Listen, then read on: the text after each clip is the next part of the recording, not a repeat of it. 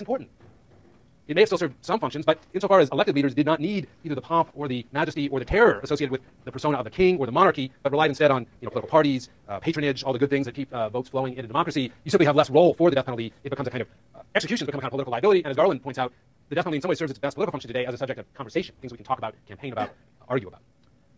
The third perspective, very much associated with Durkheim, is a sort of changing values story. That is, as societies evolve from very collectivist, according to Durkheim, and very religiously oriented values toward individualism, the rule of law, rationality, the death penalty becomes more problematic and finally perhaps intolerable against those values. The question that then hangs over our thinking about the Asian death penalty is to what extent these stories can help us make sense of the pattern we see.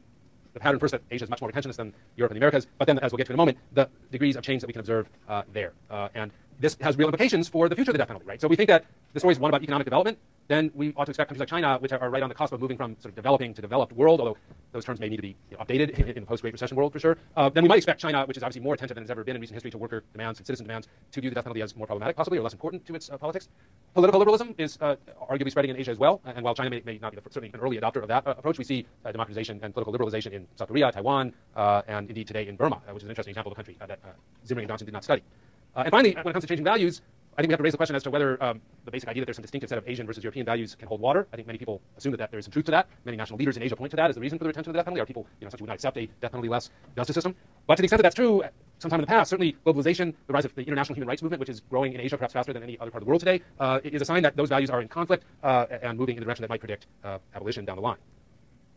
So the question here I want to think about as we finish up this and look at some actual countries is sort of a story about whether there's a relationship between capital punishment and modernization, where modernization sort of takes in all three of those components we were just talking about: economic development, political development, value development. Is it a one-way street, which goes from a universal death penalty to universal abolition, or are we entering a period where there's going to be multiple ways to go, and we might end up with a stable abolitionist Europe and a stable retentionist Asia of some sort? And where does the U.S. fit into that picture? Now, it's hard to, it's a mistake, I should say, to overgeneralize about the death penalty in Asia. Of the 29 countries that are counted in this particular, it's again from Zimring and Johnson and Zimring analysis, and you see a note here of the jurisdictions they include in Asia, but they do, I think, include New Zealand and Australia. Anyway, that raises the number of abolitionist countries to 9.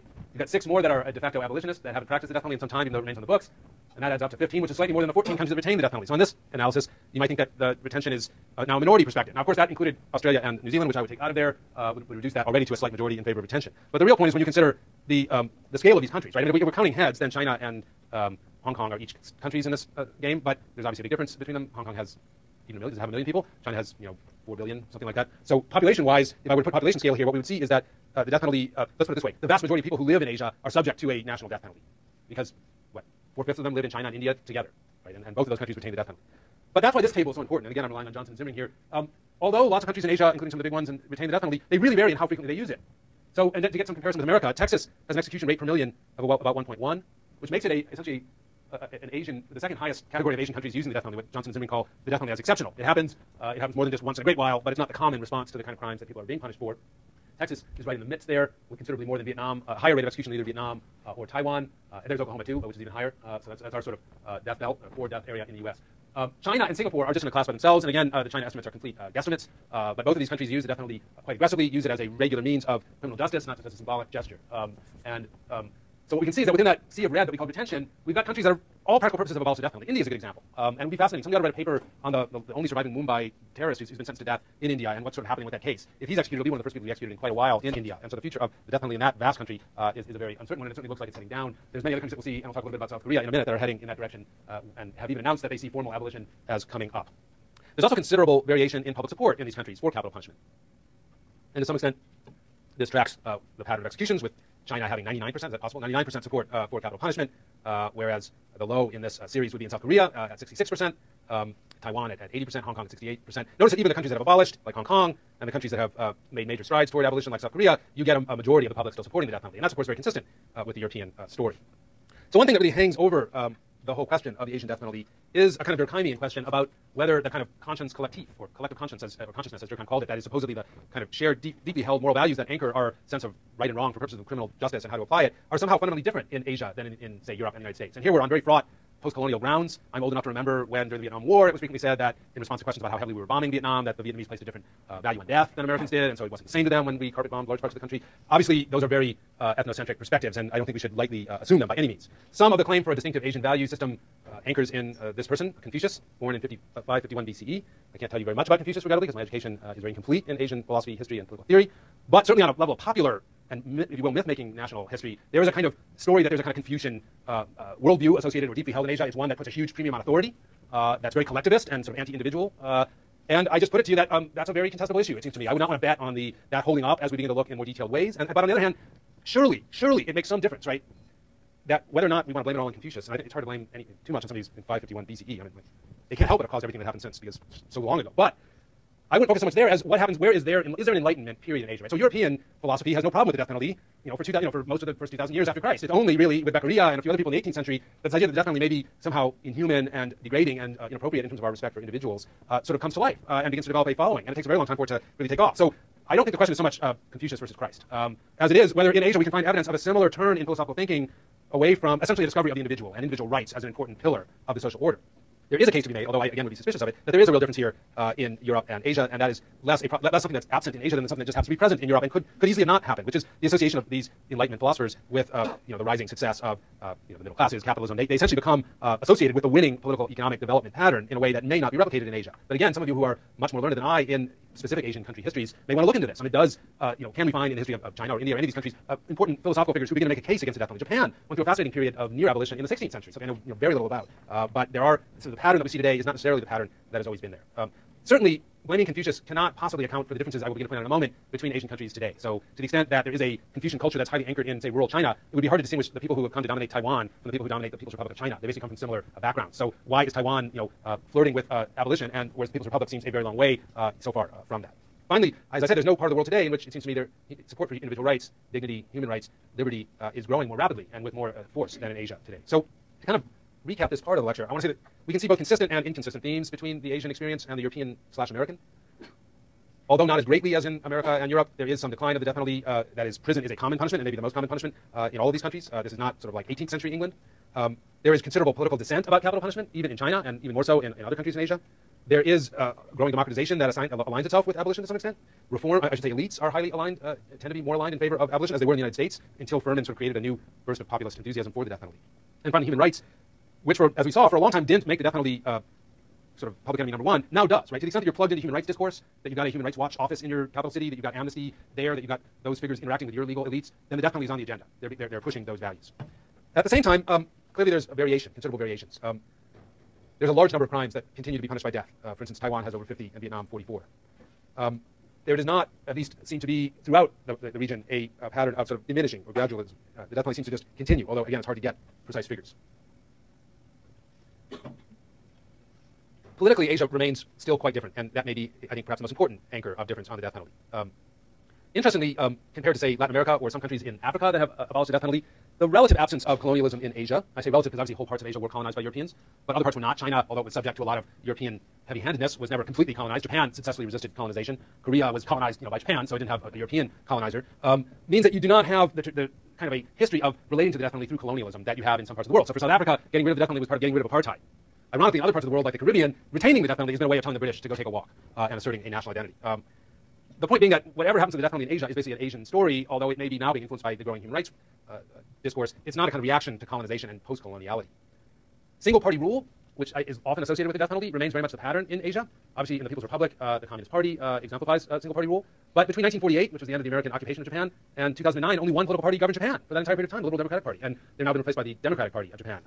And some of you will know more than I do about the differences policy-wise or politically between those. I believe the Democratic Party is at least marginally to the left of the Liberal Democratic Party, notwithstanding its name. But that means you've got a lot of single-party rule in Asia. Korea was dominated by a military dictatorship, and again, hardline authoritarian regimes until 1997, when they moved to democracy. But you've got still many hardline authoritarian regimes, including Singapore, including China, including until recently at least, Burma, and we'll see what happens there. So as we look at some case studies, I want you to, this is Johnson Zimring's point, but I think it could be helpful, and maybe you can talk about this among yourselves, unfortunately this is going to be our sort of day on the Asian death penalty. What's the better explanation for the pattern we can see in various countries? And I'll begin to talk about those countries in a moment. Is it a sort of temporal lag story, which is to say Asia is basically heading the same way that Europe and in a weirder way the United States did, but it's just a few decades behind for a variety of reasons, but mostly presumably economic underdevelopment until relatively recently? Or is there an Asian difference that is going to kind of mean that even an ultra-modernized Asia that has fully developed itself economically and, in a sense, created stable and modern, successful political institutions will retain the death penalty? I suggest to you that the answer to that question is going to have to be discovered at the national level, that is looking at these different national experiences. And I hope some of you will sort of take up the issue of the Asian death penalty for your papers. And again, the way to do it would not be to write on, say, the death penalty in Japan. It would be to write about a particular issue, which I'm going to tell you about in a moment. For instance, well, actually, let me tell you about it right now, which is the relatively new justice minister of Japan, Keiko Chiba, who actually carried out an execution in 2010 or early 2011 of two people, even though she's personally opposed to the death penalty. But in response to that, and I'm going to put this story up from the New York Times on our course website, only back in July, I guess this summer, after approving these executions and witnessing them, she then did something that no Japanese justice minister had done in decades. She took a group of news reporters into the death chamber. That's actually the Japanese death chamber. They hang people, as you can see. It's a very somber kind of setting, very, very austere. There's essentially a noose coming down from that pivot on the ceiling, and then that's where the red rectangles are, is a trap door that opens up, creating the hanging. David Johnson, I'm going to put his article up. It was in last year's readings, but I'm going to put it up for those of you interested in this. His description of the Japanese death penalty is just fascinating. It's a very strange death penalty. It combines California, because they take a very long time to execute people. Typically, you spend 25 to 30 years in a Japanese prison until you're executed. But unlike the United States or California, where that's all about appeals going on, and new trial, back to the death row, more appeals, Japan, the appeals are over relatively expeditiously, say 6 or 7 years. And after that, it's just this meticulous kind of discretionary judgment by the central government. 1 or 2 executions a year. And they have a stock of about 30 or 40 people on death row. And typically, when something really bad happens, like a child murder or a poisoning, some years ago, the sarin gas poisoning on the Tokyo subways, etc., an execution would follow. And many criminologists have argued that this is very much like the Hanoverian regime in England in the 18th century. This is a regime that sort of views the death penalty as a way to sort of respond to and try to lead popular values, respond to a kind of draconian sense that people are outraged by certain crimes more than others. So the death penalty is not a standard approach to murder in Japan. Only people who have committed multiple murders usually, or terrible murders because of the means or the victim's age, are ever subject to the death penalty. And again, it's highly politically controlled. It's also a very strange death penalty, for instance, and raises questions of dignity and human rights. For instance, you're isolated on death row. You're basically not allowed to see your family or to visit with people during most of that 20 or 30 year period. You're only allowed very limited access to materials. There's a kind of Buddhist theory, apparently, according to Johnson, underlying the Japanese approach to this, which is that you're supposed to detach yourself from the world through this process. And again, could be a very interesting paper on the style of the death penalty as well as its frequency. So, looking at sort of some of our themes, right? Japan is a puzzle. On the one hand, it's as highly developed as any country can be. I mean, Japan is as developed, if not more developed in that sense economically than the United States. Is it a liberal democracy? Is an interesting question. Again, they had one-party rule for a very long time, but in other respects, they arguably are a democratic society with rule of law and free speech protections and at least opportunities to elect the government out of office, even though it doesn't happen very often. Arguably, and this would be Zimmering's argument, what Japan has lacked is a Mitterrand, right? Mitterrand was the French socialist leader who came to power in 1980, and it was the first French leader from the left in basically half a century since the formation of the Fifth Republic. And so he was able to kind of impose a regime change of which the death penalty became kind of a highly symbolic factor. Has there been a Japanese Mitterrand? A lot of people thought the former leader, was it Haitoma, the former head of the Democratic Party, who was the first non-LDP prime minister, I think, in 40 years or so, was in office. He's been now replaced by Nato Kan, who's the current prime minister and the head of the Democratic Party in Japan.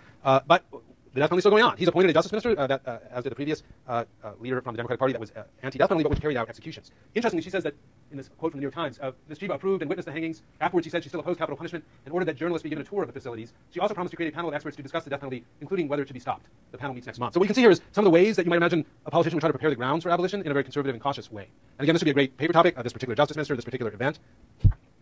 South Korea is clearly the country that has come the closest, now the large country that's come the closest to becoming a completely abolitionist state. There has not been an execution there since 1997. Interestingly, the man you see in this picture, Kim Dae-jung, who is essentially the first president of a democratic South Korea, was a long-time democracy leader, had been in prison and actually sentenced to death under the previous military regime. So surely that, his going from death row prisoner to president, is a powerful symbolic statement about essentially the dangers of the death penalty. Interestingly, in the years leading up to the collapse of military rule in Korea, there was something of a surge in the death penalty. 23 people were executed in 1997 alone, just before the military regime basically collapsed. That would be a very interesting episode to study. Was that a last effort to sort of terrorize the population and keep the military regime in power? Nonetheless, Korea, because of this democratization, arguably, is on the verge of being abolitionist. A very interesting event. Again, this would be a great paper. Let me confirm the date of this story, 2010, from the BBC News, and I'll put this up on the website as well. In 2010, the South Korean Supreme Court ruled that the death penalty was constitutional. Again, in a case filed by a 72-year-old man convicted of killing 4 tourists at sea in 2007, who argued that the death penalty infringed his constitutional guarantee of dignity, right? So the European human rights norm there. But the Constitutional Court ruled by 5-4, right? Shades of Furman. It was a, quote, legal punishment that can deter crime for the sake of the public. Right? So there, we see some of the classic moves in the legalized debate about the death penalty that we've had in this country as well. So a very interesting thing. Interestingly, despite the death penalty being upheld, the government is at pains to say that they do not expect the unofficial moratorium to end. And indeed, it looks like the country is still on track. Maybe one of the reasons is that Korea does have a very active human rights sector. The article quotes one of the Amnesty activists as saying, quote, any move backwards on this issue is extremely damaging to South Korea's international reputation. And here you get another picture of why it is so important that the death penalty has become kind of a human rights